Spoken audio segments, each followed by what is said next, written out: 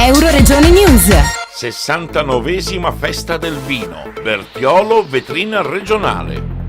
Il sindaco Leonora Viscardis con orgoglio ci presenta la più importante rassegna enologica del Friuli Venezia Giulia. Siamo qui all'inaugurazione della 69esima edizione della Festa del Vino Friulano a Bertiolo. Siamo nell'Enoteca, si è appena svolta la cerimonia con l'intervento di tutte le autorità, ma soprattutto la premiazione dei produttori di vino, perché centralità di questa festa è il vino e i produttori. Quest'anno hanno aderito ben 72 cantine, 72 produttori e con oltre 300 campioni di vino esaminati da sommelier e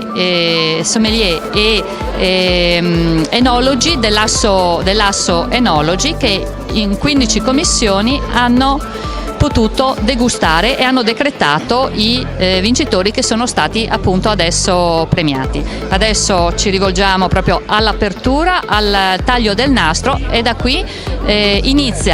questo momento inizia la festa del vino, che si protrarrà fino al 25 marzo. Un contenitore di tante cose, naturalmente il vino come protagonista, però ci sono i chioschi con i piatti gastronomici, ma c'è tanto altro, un contenitore di cultura, musica, arte. E adesso infatti ci accingiamo ad andare a inaugurare la mostra d'arte, una delle tante che c'è, mostra d'arte che espone opere del maestro Otto D'Angelo e i bastoni del museo di Pietro Pittaro, bastoni da passeggio che tutti richiamano il tema del vino. Dal Medio Friuli per Euroregione News, Marco Mascioni.